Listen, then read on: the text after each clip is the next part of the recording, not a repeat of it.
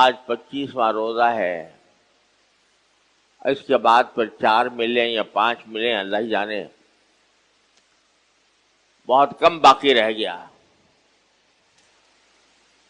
تو اس میں 2 چیزیں اس موقع پر ہم سب کو کرنی چاہیے، اور یہ صرف اسی سے موقع سے متعلق نہیں ہے، بلکہ جب بھی اللہ تبارک و تعالی اپنی کسی عبادت کی توفیق عطا فرمائے تو بندے کے کرنے کے 2 کام ہیں۔ ایک کام یہ ہے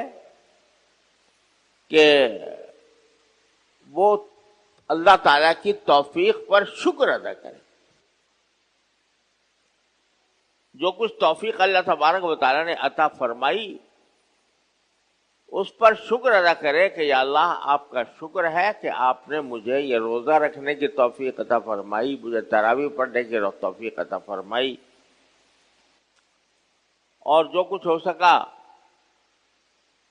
عام دنوں کے مقابلے میں کچھ تلاوت زیادہ کرنے کی توفیق عطا فرمائی، ذکر کی توفیق عطا فرمائی، صدقے کی توفیق عطا فرمائی۔ یہ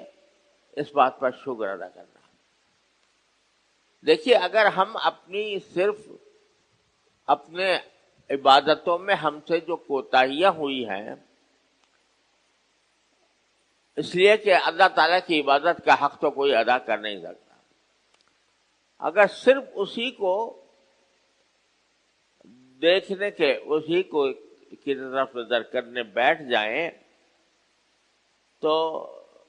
مایوسی کے سوا کچھ نہیں ملے گا۔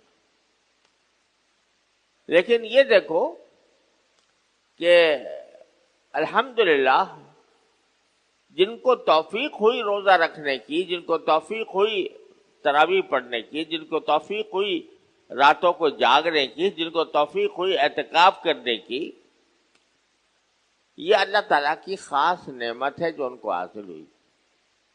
اس پر شکر ادا کرنا چاہیے۔ دوسرا، یہ موقع استغفار کا بھی ہے کہ جو نعمت اللہ نے عطا فرمائی تھی اس سے جتنا فائدہ ہمیں اٹھانا چاہیے تھا اتنا ہم نے اٹھایا نہیں، اس لیے کہ نہ رمضان کا حق ادا پایا، نہ روزوں کا حق ادا ہو پایا، نہ تراویح کا حق ادا ہو پایا، بلکہ ہم نے بہت سے اوقات غفلت میں گزار دیا۔ اس پر اللہ تعالیٰ سے استغفار۔ ایک تو اللہ کی دی ہوئی توفیق کی ناشکری نہ کرنی چاہیے، جب اس سے توفیق دی ہے تو اس کا شکر ادا کریں کہ آپ نے ہمیں اپنے فضل و کرم سے رمضان مبارک بھی عطا فرمایا اور اس میں کچھ تھوڑا بہت اپنی بساط کے مطابق عبادت کی بھی توفیق بخشی۔